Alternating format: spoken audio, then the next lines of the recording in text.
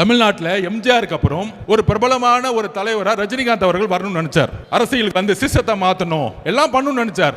ஆனால் இதே திமுக குடும்பம் பல மிரட்டல்களை கொடுத்து அவரை அரசியல் கட்சி வர விடாம பாத்துக்கிட்டாங்க. இன்னைக்கு என்ன ஆனார்? அவரு கடைசியில ரெட் ஜெயின்ட் பிக்சர்லயே நடிக்க போயிட்டார். அவர் மேல விமர்சனம் கிடையாது. அந்த மன வலிமை நம்ம தலைவர்கிட்ட இருக்கு. நான் பதிவு பண்றேன். நீ என்ன வேணா பண்ணுங்க, என் மக்களை கொன்ன, வீட்டை விட்டு வெளியே வந்துட்டேன், என்ன தனிப்பட்ட முறையில் விமர்சனம் பண்ற, அதுக்கெல்லாம் நான் பதில் கொடுக்கல. என்ன திட்டிட்டே இருக்கும் பொழுது மகளிர் தினத்தன்னைக்கு 12 ப்ராமிஸ் கொடுத்து என்னுடைய பெண்களுக்கு என்ன பண்ணணும்னு சொன்னவர் எங்க தலைவர். வீட்டுல உட்காரல பயந்துட்டு. அப்ப எதை நோக்கி நம்ம தலைவர் போறார்? தமிழ்நாட்டில் ஒரு மாற்றம் உருவாகணும் சொன்ன தலைவர்லாம் என்ன ஆனாங்க? நான் ஒவ்வொன்றா சொல்றேன். மதிமுக தலைவர் வைகோ அவர்கள் கட்சி ஆரம்பிக்கும் போது திமுகவுடைய பல பிரச்சனைகள் சொல்லி ஏத்துனார்.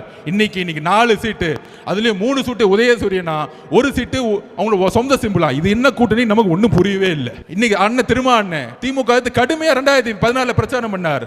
அவராலேயும் முடியல.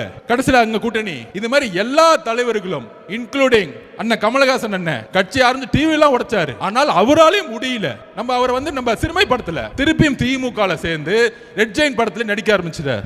ஓபிஎஸ் அண்ணன் முதலமைச்சரா இருந்தவர், அம்மா கூட விசுவாசி முதலமைச்சரா இருந்தவர், 3 தட்டி முதலமைச்சரா இருந்தவர். இன்னைக்கு ஸ்டாலின் சர்வீஸ் செஞ்சுட்டார். அப்ப அவங்களுடைய பணபலத்தை பாருங்க. எல்லாரையும் விலை கொடுத்து வாங்கலாம், எல்லாரையும் மிரட்டலாம்.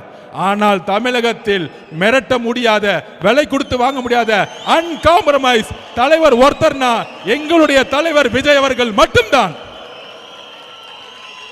தமிழ்நாட்டில் எம்ஜிஆருக்கு அப்புறம் ஒரு பிரபலமான ஒரு தலைவரா ரஜினிகாந்த் அவர்கள் வரணும்னு நினைச்சார். அரசியலுக்கு வந்து சிஸ்டத்தை மாத்தணும் எல்லாம் பண்ணணும்னு நினைச்சார்.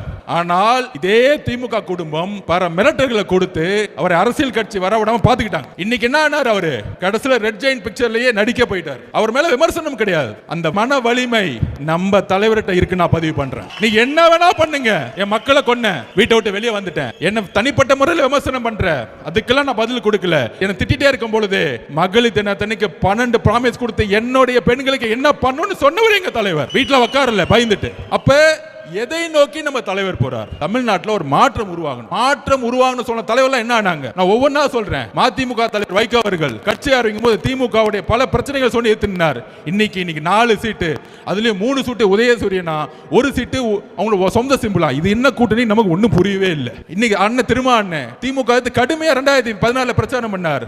அவராலேயும் முடியல.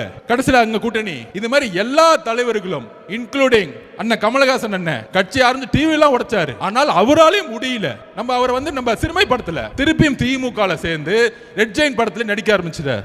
ஓபிஎஸ் அண்ணன் முதலமைச்சரா இருந்தவர், அம்மா கூட விசுவாசி முதலமைச்சரா இருந்தவர், 3 தட்டி முதலமைச்சரா இருந்தவர். இன்னைக்கு ஸ்டாலின் சர்வீஸ் செஞ்சுட்டார். அப்ப அவங்களுடைய பணபலத்தை பாருங்க. எல்லாரையும் விலை கொடுத்து வாங்கலாம், எல்லாரையும் மிரட்டலாம். ஆனால் தமிழகத்தில் மிரட்ட முடியாத, விலை கொடுத்து வாங்க முடியாத அன்காம்ப்ரமைஸ் தலைவர் ஒருத்தர்னா எங்களுடைய தலைவர் விஜய் அவர்கள் மட்டும்தான்.